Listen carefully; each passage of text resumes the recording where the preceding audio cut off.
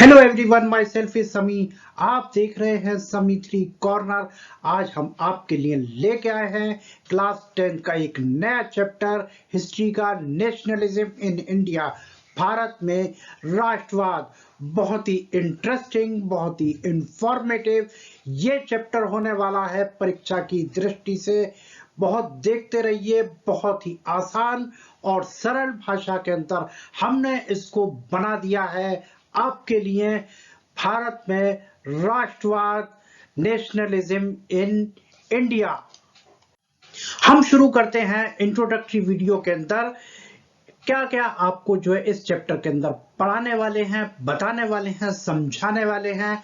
Idea of nation state created sense of common identity, sense of belongingness, यानी राष्ट्र राज्यों का विचार। सबसे पहले आपको ये बता दें, जब हमारा देश मुगलों के जो है अधीन था, उससे पहले और उसके बाद भी जो है हमारा यह देश छोटे छोटे राज्यों में जो है बटा हुआ था, छोटी छोटी रियासतें थी। एक राष्ट्र राज्य का जो विचार हमारा जो है, जब ब्रिटिश कॉलोनी हमारा देश बना दिया गया तब ही जो है आई कि हमारा यह देश जो है कॉलोनी जो बना दिया गया है, ब्रिटिशर की कॉलोनी है। और उस कॉलोनी के अंदर हम जो है ने जो है ये देखा कि जो है जो ब्रिटिशर जो थे वो हमारे दुश्मन। कहते हैं ना कि जो है दोस्त का दुश्मन हमारा भी है दुश्मन। तो यानी कि सबके लिए एक कॉमन बात थी कि जो भी जो है हमारी यह लड़ाई थी, हमारी जो भावना थी, देश की भावना को जो जागृत करने के लिए जो है एक विचार, राष्ट्र का विचार जो आया। और अपनेपन की भावना या कैसे पैदा की जाए, इसके बारे में जो है ये सब विचार और ख्याल आया। तो हम जो है इस चैप्टर के अंदर जो है क्या पढ़ने वाले हैं, फर्स्ट वर्ल्ड वार, खिलाफत and non cooperation, differing stand within the movement, nation movement under Mahatma Gandhi, non-cooperation and issues related to it, civil disobedience before and after situation, how sense of collective belongingness was formed। और related event के बारे में हम जब पढ़ेंगे, संबंधित घटनाएं के बारे में, यानी प्रथम विश्व युद्ध, खिलाफत और असहयोग आंदोलन, आंदोलन के भीतर भिन्न भिन्न किस्में कैसी थी उसके बारे में बताएंगे। असहयोग और इससे संबंधित मुद्दों के बारे में जो आपको जो है अवगत कराएंगे। सविनय अवज्ञा, पहले और बाद की स्थिति के बारे में बताएंगे। और फाइनली सामूहिक अपनेपन की भावना कैसे बनी। इस यह वीडियो चैप्टर के अंदर जो है हम आपको दो पार्ट के अंदर आपको बताएंगे। पार्ट 1 के अंदर हम जो है ये चैप्टर पूरा नहीं हो सकता, इसलिए हमने पार्ट 2 भी जो है बनाया है, क्रिएट किया गया है, क्योंकि ये चैप्टर अपने आप में एक बहुत बड़ा चैप्टर है। इस चैप्टर को जो समझाने के लिए अगर हम कई वीडियो सेशन भी करें तो वो भी कम पड़ जाएंगे, लेकिन हमने इसको जो है ज्यादा एलाबोरेट ना करते हुए बिल्कुल प्रिसाइज वे के अंदर दो पार्ट के अंदर बताया है। तो चलिए, ये आपके जो है चैप्टर की जो पृष्ठभूमि है, ये जो है आपके चैप्टर का बैटल ग्राउंड है, जिसके अंदर आपको हम एक एक पॉइंट एक्सप्लेन करते जाएंगे सिलसिले वाइज, और एक कहानी के फॉर्म के अंदर इस चैप्टर को आपको जो है समझाएंगे। तो बहुत ध्यान से देखते रहिए ये chapter, nationalism in Idea of nation state, sense of common identity, sense of belongingness, new symbols and icon, new songs and idea. How did the consciousness emerge in India? One common point for development of nationalism in colonies was anti-colonial movement, sense of being oppressed, provided a shared bond, but notion of freedom for each class and group varied. राष्ट्र राज्यों का विचार, सामान्य पहचान की भावना, अपनेपन की भावना, नए प्रतीक चिन्ह, नए गीत और विचार। भारत में ये संक्षिप्तता कैसे उभरी? उपनिवेशों में राष्ट्रवाद के विकास का एक सामान्य बिंदु था। उपनिवेश विरोधी आंदोलन, उत्पीड़न होने की भावना एक साझा बंधन प्रदान करती है, लेकिन प्रत्येक वर्ग और समूह के लिए स्वतंत्रता की धारणा भिन्न होती है। तो ये हम पॉइंट्स जो है इसके अंदर चैप्टर में पढ़ने जा रहे हैं। तो आशा है आप ध्यान से, बहुत ही ध्यान से सुनिएगा। बहुत ही समझ में आने वाला ये चैप्टर है आपके लिए, नेशनलिज्म इन इंडिया, भारत में राष्ट्रवाद। इस चैप्टर का पहला point, the first world war, खिलाफत एंड नॉन कोऑपरेशन, यानी प्रथम विश्व युद्ध और खिलाफत और असहयोग आंदोलनों के बारे में हम जो है इस जो है पॉइंट के अंदर आपको बताने जा रहे हैं। सबसे पहले आपको ये बताते हैं कि जब पहला जो विश्व युद्ध हुआ उसके अंदर इंडिया से तो जो है कोई लेना देना था नहीं, लेकिन फिर जो है इंडिया के अंदर जो है इसका जो क्या इम्पैक्ट हुआ, क्योंकि जो ब्रिटेन ने जो है हमारे देश को जो कॉलोनी बना रखा था, उन्होंने हमारे देश के जो है लोगों को जो है सोल्जर्स के ये तौर पर जो भर्ती किया, और सोल्जर्स के तौर पर भर्ती करने के बाद वो भी जो है जबरन भर्ती जो है किया गया और उनको जो है युद्ध के मैदान में लड़ा दिया गया। इसमें जो है लड़ रहे थे हमारे सैनिक, और जीत किसकी हो रही थी? ब्रिटेन की हो रही थी। तो जो है ये गुस्सा जो है हमारे जो सैनिकों के अंदर बहुत था कि जो है हमारा जो दुश्मन जो है जिनसे हम लड़ाई लड़ रहे हैं वो तो हमारे दुश्मन नहीं है, हमारे दुश्मन तो ये ब्रिटिशर हैं। तो जो है ये जो है और जो है वो जो है जबरन उनको जो है युद्ध के अंदर जो है शामिल किया गया था, उनको रिक्रूट किया गया था। तो उससे ये लोगों के अंदर एक ये गुस्सा जो ब्रिटिशर के अंदर और था, और जो है इस जो है युद्ध से जो है भारत में राष्ट्रवाद की भावना भी जो है निर्मित हुई। कैसे हुई? और इसने जो है युद्ध ने जो है क्या जो है स्थिति पैदा की, एक नई आर्थिक और राजनीतिक जो है स्थिति जो है पैदा कर दी। विश्व युद्ध से जो है जो डिफेंस का एक्सपेंडिचर था वो बढ़ गया, और उससे जो है ब्रिटिशर ने जो है इंडिया के ऊपर जो है जो टैक्सेस है वो ये लगा दिए, और जो है खर्चे को जो पूर्ति करने के लिए जो है जितने भी जो एसेंशियल जो है कमोडिटी के गुड्स थे उनकी जो है कीमतें बढ़ गई, और इससे जो है हमारे देश को बहुत ही अत्यधिक कठिनाई का जो है सामना करना पड़ा। इसको ये पॉइंट को और इलाबोरेट करते हुए हम आपको जो एक्सप्लेन करेंगे कि जो है किस तरह जो है पहले विश्व युद्ध से जो हमारी आर्थिक और राजनीतिक स्थिति जो है क्रिएट हुई। फर्स्ट वर्ल्ड वॉर के दौरान जो है जो स्थिति पैदा हुई उसमें युद्ध के लिए सैनिकों की आपूर्ति के लिए जबरन भर्ती किया गया, व्यापक क्रोध का कारण बना जो है प्रथम विश्व युद्ध, और उसके साथ साथ जो है फसल भी खराब हो गई जिससे भोजन की कमी हो गई, और महामारी जो है इन्फ्लुएंजा महामारी जो फैल गई, और साथ में जो है 12 से 13 मिलियन लोग जो है मारे गए। खाद्यान्न का जो है यूरोप की ओर मोड़ने के कारण खाद्यान्न की कमी हो गई, जो पहले भोजन हमारे यहाँ कंट्री के अंदर पहले ही कम था, और वो उस कम भोजन को भी जो है यूरोप की तरफ जो है मोड़ दिया गया, यूरोप की तरफ यह ले जाया गया, और जिससे कि जो हमारे देश के अंदर आर्थिक स्थिति और खराब हो गई। इसके साथ साथ जो है इस संघर्ष के साथ साथ नई विद्या के साथ नए नेताओं का उदय हुआ। इस नए नेताओं के उदय में जो क्या हुआ ये हम आपको बताने जा रहे हैं। जनवरी 1915 के अंदर महात्मा गांधी जो है भारत लौटते हैं। वो इससे पहले जो है साउथ अफ्रीका में थे। साउथ अफ्रीका के अंदर उन्होंने सत्याग्रह की जो विचारधारा का जो प्रयोग किया पहली बार, और जो उस प्रयोग के साथ जो है वो वापस आते हैं कंट्री में, और कंट्री में आने के बाद जो है सत्याग्रह का जो प्रयोग उन्होंने दक्षिण अफ्रीका में किया वो यहाँ पे भी उसको प्रयोग में लाते हैं। इसको हम जो है आपको समझाने जा रहे हैं। The idea of Satyagraha and Mahatma Gandhi, Satyagraha और महात्मा गांधी का विचार।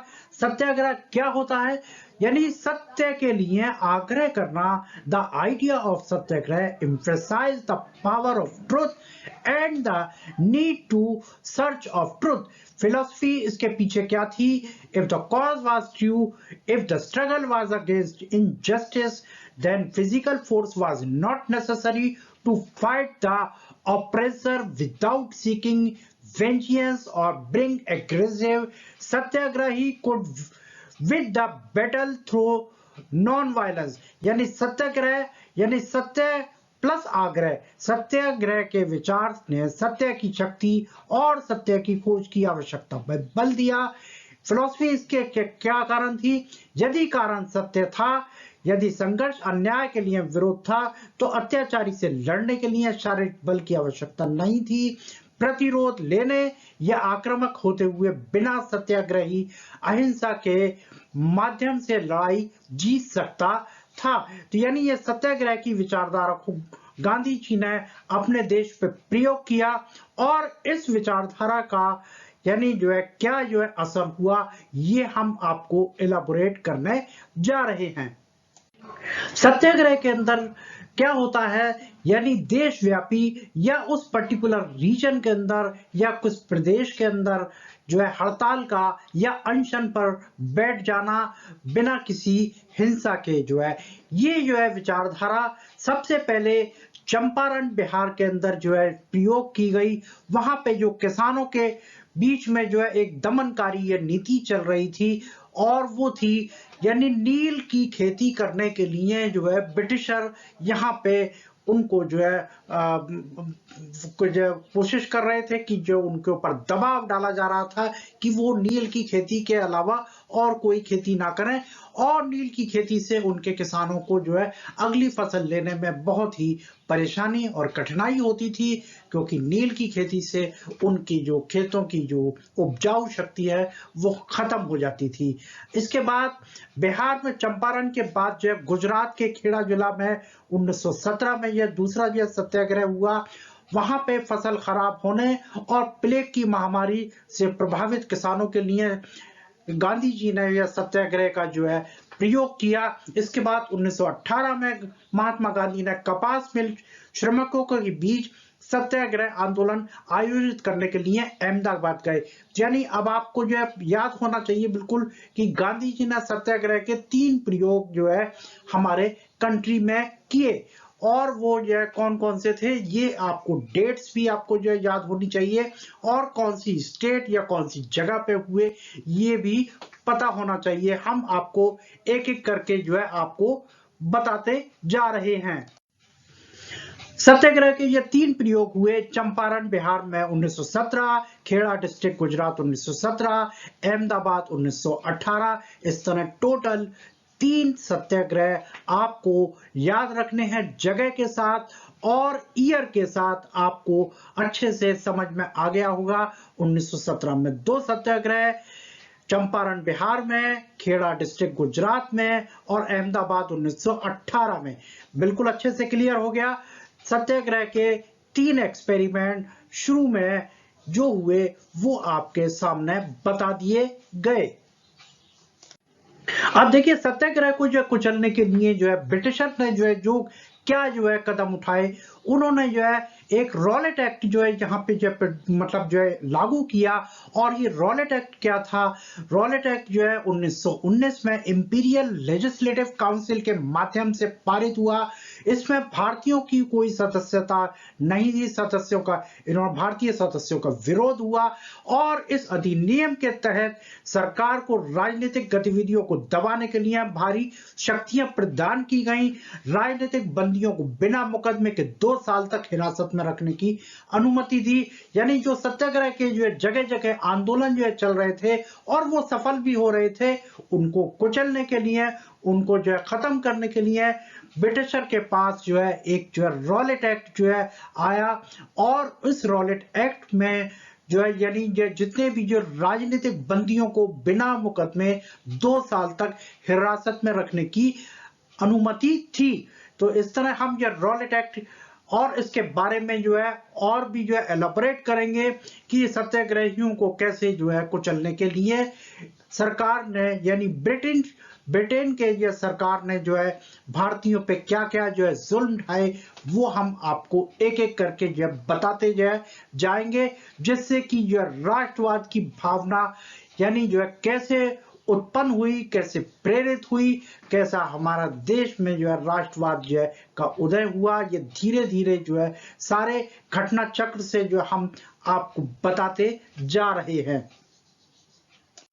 रॉलेट एक्ट 1919 महात्मा गांधी ने जो है इस एक्ट का जो है इस अधिनियम का विरोध करने का जब फैसला किया, उन्होंने 6 अप्रैल को राष्ट्रव्यापी हड़ताल की शुरुआत की। विभिन्न शहरों में रैलियां आयोजित की गई, श्रमिक रेलवे कार्यशालाओं में हड़ताल पर चले गए, दुकानें बंद हो गई। ब्रिटिश शासन ने राष्ट्रवादियों को नकेल कसने का जब फैसला किया, इस रॉलेट एक्ट का आपको बता चुके हैं 1919 में पास किया गया, और उसके बाद इसका जब विरोध हुआ, गांधी जी ने जो राष्ट्रव्यापी हड़ताल के जरिए इसका जो विरोध किया, और इस विरोध से जो है क्या क्या जो नतीजे सामने आए, क्या क्या हुआ, उन्होंने जो है इस एक्ट का सहारा लेकर के ब्रिटिशर ने जो है जितने भी राजनीतिक लोगों को जो है बंदी बनाना शुरू कर दिया, और बिना मुकदमे चाले उनको जो है जेल में जो है डालना शुरू कर दिया।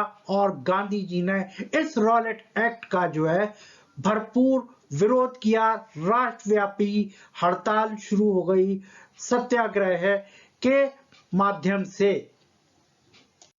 रॉलेट एक्ट 1919 स्थानीय नेताओं को अमृतसर से उठा लिया गया, महात्मा गांधी को दिल्ली में प्रवेश करने से रोक दिया गया, और 10 अप्रैल को अमृतसर में पुलिस ने शांतिपूर्ण जुलूस जो निकाला गया, उसमें जब मार्शल लॉ लगा दिया गया जो है पूरे अमृतसर पंजाब में। और उसमें जो है मार्शल लॉ में जो क्या होता, आपको ये भी बता दें कि मार्शल लॉ यानी मिलिट्री का जो है शासन हो जाता है, मिलिट्री को पावर्स दे दी जाती हैं कि वो अपने जो है कंट्रोल से लोगों को जो है कंट्रोल करे। मार्शल लॉ का मतलब मिलिट्री का जो है शासन, मिलिट्री का जो है रूल वहां पे अप्लाई होता है। और जो 10 अप्रैल को अमृतसर में पुलिस ने जो है एक शांतिपूर्ण जो जुलूस ये निकल रहा था, उस से जो लोगों को उठाया गया, और जो है दिल्ली में जो है प्रवेश से जो है महात्मा गांधी को रोका गया। तो बहुत ध्यान से देखिएगा, आपको समझ में आता जा रहा होगा कि रॉलेट एक्ट में जो है कि विरोध के अंदर क्या यह सब प्रक्रिया चल रही थी। Clear.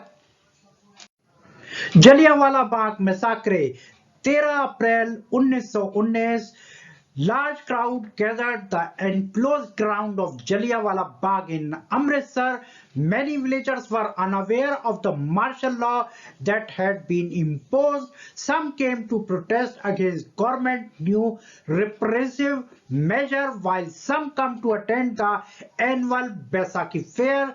Dyer entered the area, blocked the exit point, and opened fire on the crowd, killing hundreds. Amritsar के जलियांवाला बाग के संलग्न मैदान में भारी भीड़ जमा हो गई थी।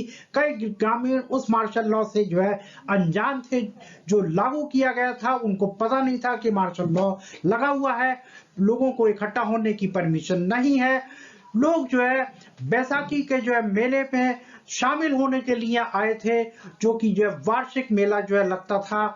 डायर जो कि जनरल डायर ने जो है एग्जिट पॉइंट जो थे, प्रवेश जो थे, उनको जो है ब्लॉक कर दिया, और वहां पे भीड़ पर जो है अंधाधुंध गोलियां चलाई, जिससे सैकड़ों की तादाद में लोग मारे गए। ये जलियांवाला बाग हत्याकांड जो है बहुत ही अहम इम्पोर्टेंट था, जिसने जो है राष्ट्रवाद की जो भावना को और जागरूक कर दिया और प्रेरित कर दिया। इसको बहुत ध्यान से नोट कर लीजिए। 13 अप्रैल 1919 जलियांवाला बाग हत्याकांड, जिसके अंदर जनरल डायर ने जो है निहत्थे लोगों पर गोलियां चलवाई, इसके जो है निशान आज भी अमृतसर में जलियांवाला बाग में मौजूद हैं। बहुत ध्यान से जो है याद कर लीजिए, नोट कर लीजिए। 13 अप्रैल 1919 जलियांवाला बाग हत्याकांड। ये तस्वीर जो आप देख रहे हैं, ये जनरल डायर की तस्वीर है, और इसका उद्देश्य निहत्थे लोगों पे गोली चलाने का था कि जो सत्याग्रही थे उनके अंदर, मन के अंदर जो आतंक हो जाए, डर हो जाए, डर की भावना पैदा हो जाए, और वो सत्याग्रह का रास्ता जो है छोड़ करके जो है चले जाए, सत्याग्रही जो है खत्म हो जाए, सत्याग्रही का जो आंदोलन है पूरी तरह विफल हो जाए।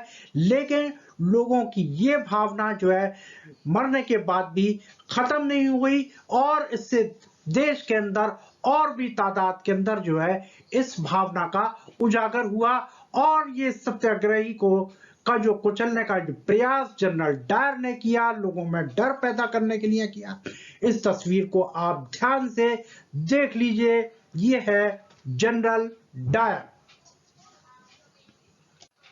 जलियांवाला बाग नरसंहार के बाद जो है क्या होता है, इसमें हड़ताल और पुलिस के साथ संघर्ष होता है। सरकार ने क्रूर दमन के साथ जवाब दिया। सत्याग्रहियों को अपनी नाक जमीन पर रगड़ने के लिए मजबूर होना पड़ा। लोगों को कोड़े मारे गए। गांव पंजाब में जो कि गुजरांवाला गांव जो है, जो आजकल ये पाकिस्तान में है, वहां पे लोगों के साथ जो है अत्याचार हुआ और वहां पे लोगों को जो है सत्याग्रहियों को दबाने के लिए जो है सरकार ने जो है जो भी जो है कदम उठाए, उसके अंदर महात्मा गांधी को ये आंदोलन वापस लेना पड़ा, वापस लिया नरसंहार के बाद। तो ये आप जो बिल्कुल ध्यान से ये नोट कर लीजिए, यानी जलियांवाला बाग हत्याकांड के बाद क्या जो है पृष्ठभूमि हमारे को देखने को मिलती है और जो है हम इसको और भी एलाबोरेट कर रहे हैं। खिलाफत का मुद्दा क्या था, खलीफा कौन थे और इसके अंदर खिलाफत मूवमेंट के अंदर जिन भाइयों ने जो है अपना योगदान दिया, उन्होंने शुरुआत की, वो क्या था, उन दोनों के चित्र आपके सामने। प्रथम विश्व युद्ध के अंदर तुर्की की हार के साथ ये प्रथम युद्ध समाप्त हुआ और उसमें ऑटोमन सम्राट के ऊपर इस्लामी दुनिया के आध्यात्मिक प्रमुख खलीफा के ऊपर एक कठोर शांति संधि लागू होने जा रही थी। इसके खिलाफ में ये खिलाफत मूवमेंट शुरू हुई और इसके अंदर मोहम्मद अली और शौकत अली ने जो है एक अहम भूमिका अपनाई, उन्होंने निभाई और उन्होंने जो है खिलाफत समिति का गठन किया। अगला पॉइंट हमारा, खिलाफत मुद्दा क्या था और खलीफा कौन थे। खिलाफत committee was formed in Bombay in March 1990. A young generation of Muslim leaders like the brothers Muhammad Ali and Shaukat Ali emerged. The Khilafat issue gave Gandhiji the opportunity to bring the Hindu and Muslim on a common platform. मार्च 1919 में बॉम्बे में खिलाफत समिति का गठन किया गया। मोहम्मद अली और शौकत अली भाइयों जैसे मुस्लिम नेताओं की एक युवा पीढ़ी का उदय हुआ। खिलाफत मुद्दे ने गांधी जी को हिंदू और मुस्लिम को एक आम मंच पर लाने का जो है मौका दिया। ये जो है बहुत ही इंपॉर्टेंट है, जो अभी आपने जो है पहले पॉइंट के अंदर हमने आपको बताया था कि यह खिलाफत क्या होता है। यानी जो है खिलाफत यानी जो है जो ऑटोमन एम्पायर जो है यानी टर्की के अंदर जो है जो शासन जो था वो जो है यानी धर्म गुरु के आधार पर जो खलीफा का जो चुनाव होता था और ये चुनाव कोई अब से नहीं पहले से ही यह चला आ रहा था कि यह खिलाफत यानी खलीफा किसको बनाया जाए और उन खलीफाओं के ऊपर एक ऐसी जो है शांति संधि जो है थोपी गई ताकि जो है उनके जो है जितने भी पावर्स हैं वो खत्म कर दिए जाए। उसका विरोध करने के लिए जो है बॉम्बे के अंदर खिलाफत कमेटी का जो गठन हुआ, जिसके अंदर सबसे अहम नाम मोहम्मद अली और शौकत अली जो है उभर करके आए। तो बिल्कुल ये बहुत ध्यान से यह देखिएगा कि जो है खिलाफत कमेटी का जो गठन कब हुआ और इनके अंदर जो है किन लोगों ने यह सबसे अहम भूमिका अपनाई या भूमिका का अपना जो है योगदान दिया, जिसमें मोहम्मद अली एंड शौकत अली का नाम जो है उभर के आया और गांधी जी को एक जो है मौका मिल गया कि हिंदू मुस्लिम को कैसे एकत्रित किया जाए, एक ही मंच पर उनको जो है इकट्ठा किया जाए। सितंबर 1920 में उन्होंने खिलाफत और स्वराज के समर्थन में एक असहयोग आंदोलन शुरुआत करने की आवश्यकता के बारे में यह नेताओं को आश्वस्त किया। मोहम्मद अली और शौकत अली भाइयों जैसे मुस्लिम नेताओं ने इस मुद्दे पर संयुक्त जन कार्रवाई की संभावना के बारे में गांधी जी के साथ चर्चा शुरू की। गांधी जी ने इसे मुसलमानों को एकत्रित राष्ट्रीय आंदोलन की छत्र छाया में लाने के अवसर के रूप में जो है देखा। तो बिल्कुल जो है ध्यान से जो है आपने ये देखिएगा कि जो है खिलाफत मूवमेंट सितंबर के अंदर 1920 के अंदर स्वराज के समर्थन में जो है असहयोग आंदोलन शुरू करने का जो डिस्कशन हुआ उसके बारे में जो है बताया गया। गांधी जी के द्वारा चलाया गया एक नया आंदोलन नॉन कोऑपरेशन मूवमेंट यानी असहयोग आंदोलन। असहयोग आंदोलन की क्या आवश्यकता थी, क्या जरूरत थी, इसके बारे में हम आपको बताने जा रहे हैं। महात्मा गांधी ने अपनी एक प्रसिद्ध पुस्तक हिंद स्वराज 1909 में लिखी और उस पुस्तक के अंदर बताया कि भारत में ब्रिटिश शासन स्थापित हुआ तो भारतीयों के सहयोग के कारण हुआ, तो क्यों ना हम उस सहयोग को ही खत्म कर दें, उस सहयोग को देना बंद कर दें, ताकि ब्रिटिशर की जो है यहाँ पे जो शासन प्रणाली है वो असफल हो जाए और जो है वो हमारे देश को आजाद कर दें। इसलिए उन्होंने एक नए आंदोलन की शुरुआत की जिसका नाम था नॉन कोऑपरेशन मूवमेंट। इसकी शुरुआत कैसे हुई और किन परिस्थितियों के अंदर ये जो है आंदोलन चला, इसके बारे में हम बताने जा रहे हैं। नॉन कोऑपरेशन मूवमेंट एनसीएम असहयोग आंदोलन, और ये आंदोलन की शुरुआत कैसे हुई। हिंद स्वराज नाम की पुस्तक जो कि मोहनदास करमचंद गांधी महात्मा गांधी ने लिखी 1909 में, उसका ये कवर पेज आपके सामने। इस आंदोलन की जो शुरुआत कैसे हुई ये आपको बता दें। Surrender of titles, honours, boycott of civil services, army, police, court, legislative council, schools and foreign goods in case the government use repression, full civil disobedience campaign would be launch. यानी जो भी अंग्रेज सरकार ने उपाधियां और सम्मान दिए थे वो वापस लौटाए जाने लगे। सिविल सेवा और सेना, पुलिस, अदालतों, विधान परिषदों, स्कूलों और विदेशी सम्मानों का जब बहिष्कार किया गया। अगर सरकार ने दमन का इस्तेमाल किया तो एक पूर्ण सविनय अवज्ञा अभियान भी शुरू किया जाएगा। इस तरह जो है एनसीएम की शुरुआत हुई, यानी असहयोग आंदोलन की देशव्यापी शुरुआत हुई। 1920 की गर्मियों के दौरान महात्मा गांधी और शौकत अली ने बड़े पैमाने पर दौरा किया, आंदोलन के लिए लोकप्रिय समर्थन जुटाया। इस तरह एनसीएम की यह शुरुआत देशव्यापी हो चुकी थी, यानी नॉन कोऑपरेशन मूवमेंट की स्टार्ट हो चुका था पूरे देश भर में। NCM यानी non cooperation movement. Congress was reluctant to boycott the council election scheduled for November 1920. It feared that the movement might lead to popular violence. Finally, at the Congress session at Nagpur in December 1920, a compromise was worked out. Non-cooperation program was adopted. नवंबर 1920 में होने वाले परिषद चुनावों का बहिष्कार करने के लिए कांग्रेस अनिच्छुक थी, नहीं चाहती थी। यह आशंका थी कि आंदोलन के कारण लोकप्रिय हिंसा हो सकती है।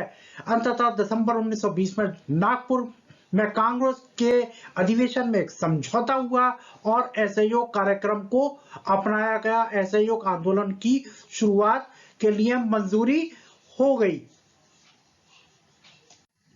अगला पॉइंट हमारा जो differing strand with in the movement. आंदोलन के भीतर अलग अलग जो धाराएं क्या थी उसको हम यह डिस्कस करने जा रहे हैं। द नॉन कोऑपरेशन खिलाफत movement begin in January 1921. Various school social group participated in the movement, each with its own specific aspiration. असहयोग खिलाफत आंदोलन जनवरी 1921 में शुरू हुआ। इस आंदोलन में विभिन्न सामाजिक समूहों ने भाग लिया जिनमें से प्रत्येक की अपनी एक विशिष्ट आकांक्षा थी। यानी जो है ये जो है आंदोलन के भीतर क्या क्या जो चल रहा था, differing stand with in the movement.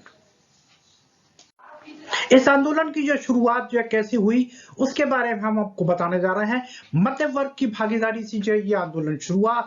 छात्र और शिक्षक स्कूल कॉलेज छोड़ करके चले गए। सरकारी नियंत्रण वाले स्कूल कॉलेज, वकील अदालतों से जो है चले गए, उन्होंने अदालतें छोड़ दी, स्कूल कॉलेज छोड़ दिए और मद्रास को छोड़कर अधिकांश प्रांतों में परिषद के चुनावों का बहिष्कार किया गया, जहां गैर ब्राह्मणों की पार्टी जस्टिस पार्टी ने महसूस किया कि परिषद में कुछ प्रवेश करना कुछ शक्ति हासिल करने का एक तरीका था। तो ये जस्टिस पार्टी का जो है जब भी जो है नाम आएगा तो वहां पे जो है किसकी बात हो रही है, मद्रास के अंदर जो है ये जस्टिस पार्टी मौजूद थी। तो जो है ये आप बिल्कुल ये कस्बों के अंदर ये कैसे आंदोलन शुरू हुआ उसके बारे में जो है इसकी आपको डिटेल से बताया गया। आर्थिक मोर्चों पे इस असहयोग आंदोलन का क्या प्रभाव पड़ा उसके बारे में आपको बता रहे हैं। विदेशी सामानों का बहिष्कार किया गया, शराब की दुकानों पर धरना दिया गया, विदेशी कपड़ों को बड़े बड़े अलावों में जलाया गया। 1921 और 1922 के बीच विदेशी कपड़ों का आयात आधा रह गया। व्यापारियों ने विदेशी वस्तुओं का व्यापार करने या विदेशी व्यापार को वित्त पोषित करने से इनकार कर दिया। परिणाम स्वरूप भारतीय कपड़ा मिलों और हथकरघाओं का उत्पादन बढ़ा। यानी जो इस आंदोलन का जो पर क्या प्रभाव पड़ा, यानी जो ये सारे के सारे जो विदेशी सामानों का जो जब पूरा देशव्यापी विरोध किया गया, बहिष्कार किया गया, शराब की दुकानों पर जो धरना दे दिया गया और विदेशी कपड़ों की जो होली जलाई गई, तो जो है इससे जो है विदेशी कपड़ों का जो आयात है वो भी घट करके आधा रह गया। इससे जो है हमारे देश के अंदर जो है उत्पन्न जो है कपड़ा जो है मिलें जो थी, हथकरघा थे, उनका उत्पादन ऑटोमेटिकली बढ़ गया। अब जो है हम आपको बताएंगे कि जो एनसीएम है वो स्लो डाउन क्यों हो गया, यानी क्यों असहयोग आंदोलन जो है वो धीरे धीरे उसका असर खत्म होता चला गया। उसके हम जो आपको रीजन बता रहे हैं। खादी क्लोथ फॉर एक्सपेंसिव, जो खादी जो है कपड़े जो थे वो महंगे पड़ते थे। जो है student and teacher began tricking back to government school and lawyer joined back work in government court due to lack of alternative institution। Khadi कपड़े एक तो महंगे पड़ते थे, छात्रों और शिक्षकों ने सरकारी स्कूलों में वापस आना शुरू कर दिया और वकील सरकारी अदालतों में वापस काम पर आ गए, क्योंकि उनके पास कोई और अल्टरनेटिव नहीं था कि वो कहीं और शिक्षा करे या जो है कहीं जो है और जो है मतलब अपने जो है रोजगार को जो है जारी रखें। और जो विदेशी कपड़े जो सस्ते पड़ते थे और खादी कपड़े जो है महंगे पड़ते थे, एक तो पहले ही आमदनी नहीं थी, पहले ही रोजगार नहीं था, तो जो है महंगे जो है खादी कपड़े कैसे खरीद पाएंगे, इसलिए जो है ये जो है आंदोलन धीरे धीरे जो है स्लो डाउन होता चला गया। तो बिल्कुल अच्छे से क्लियर हो गया कि यानी जो असहयोग आंदोलन है वो धीमा क्यों पड़ गया, क्यों जो है स्लो डाउन हो गया। अब जो rebellion in the country side by pheasant, देहात में किसानों द्वारा विद्रोह का जो क्या कारण था। अवध में किसानों का नेतृत्व बाबा रामचंद्र ने किया, एक सन्यासी जो पहले एक गिरमिटिया मजदूर के रूप में फिजी गया था। यानी जो है ब्रिटिश सरकार जो है यहाँ से जो है मजदूरों को ले जाती थी और जो है दूसरी यानी फिजी या जो है जो वेस्ट इंडीज वगैरह के जो है द्वीपों पे ये ले जाती थी और उनको एक अनुबंध के तहत यह ले जाया जाता था कि वो किसी दूसरी जगह काम नहीं करेंगे, उनसे काम भी लिया जाता था और उनको मजदूरी भी नहीं दी जाती थी। उसमें बाबा रामचंद्र जो कि सन्यासी थे, गिरमिटिया मजदूर थे, जो कि फिजी में गए, उन्होंने वो वापस आए और यहाँ पे उन्होंने आंदोलन जो है में हिस्सा लिया। यहाँ का आंदोलन तालुकदार और जमींदारों के खिलाफ था। आंदोलन में राजस्व में कमी, बेगार की समाप्ति, दमनकारी जमींदारों को सामाजिक बहिष्कार की मांग की, जमींदारों को नाइयों और धोबियों से सेवाओं से वंचित करने के लिए पंचायतों द्वारा नई धोबी बंद का आयोजन किया गया। इस तरह ये देहात क्षेत्र में यानी कंट्री साइड के अंदर ये कैसे जो है ये विद्रोह जो है देखने को मिला, ये हमने जो है जाना जो है। अब जून 1920 में जवाहरलाल नेहरू ने अवध के गांव में घूमना शुरू किया, ग्रामीणों से बात की, उनकी शिकायतों को समझने की कोशिश की। अक्टूबर तक अवध किसान सभा की स्थापना की गई। जवाहरलाल नेहरू और बाबा रामचंद्र और कुछ अन्य लोगों ने जो है इसमें जो शिरकत की।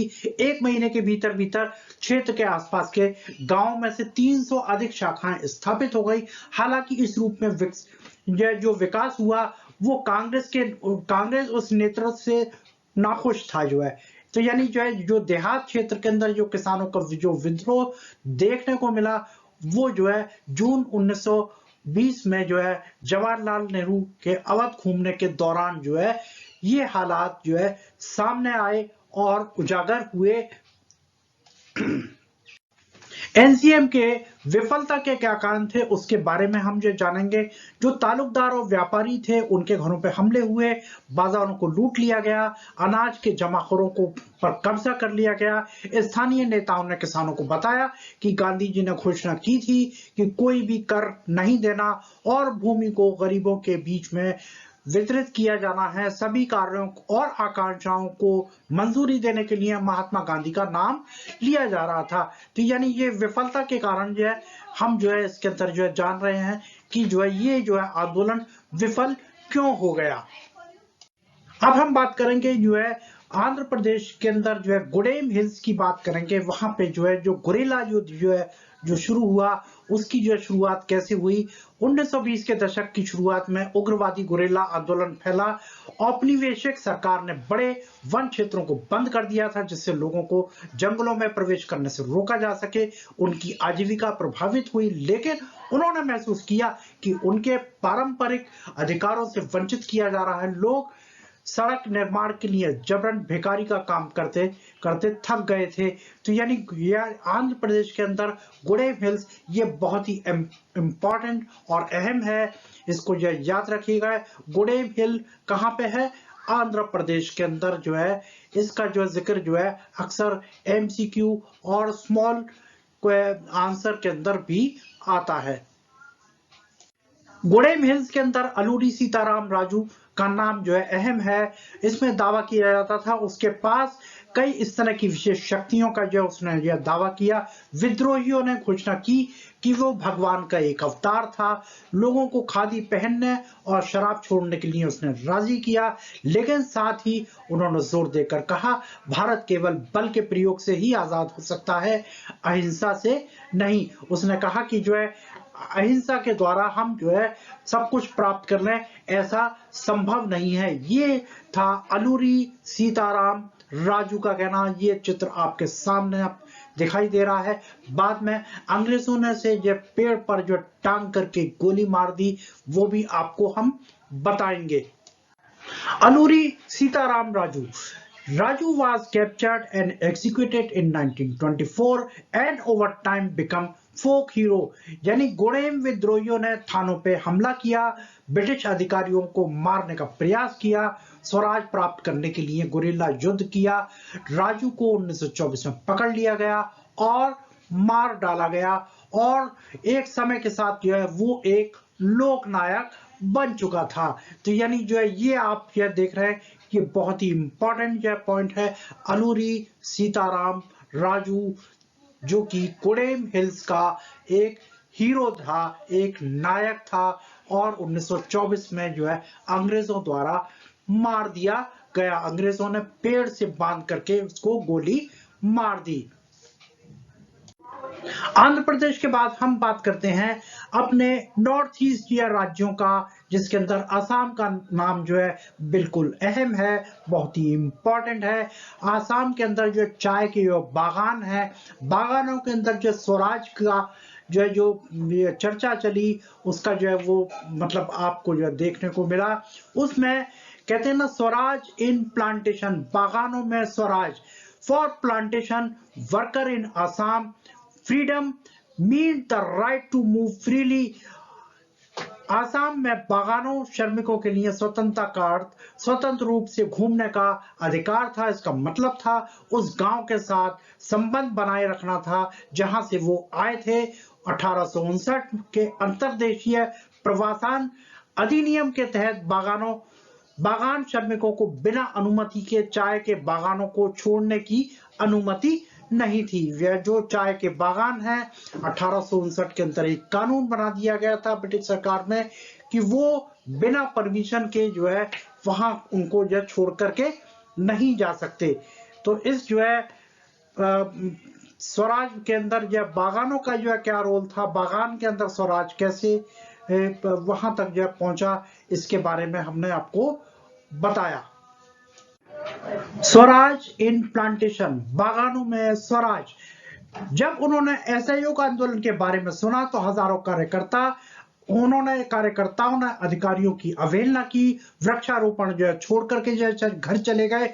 उनका मानना था अब तो गांधी राज आ रहा है, सभी को उनके अपने गांव में जमीन दी जाएगी। हालांकि वो अपने जो है गांव तक नहीं पहुंच पाए, रास्ते में रेलवे स्टीमर और की हड़ताल में फंसे और उन्होंने पुलिस ने पकड़ लिया और उनको जो खूब पिटाई लगाई जो है।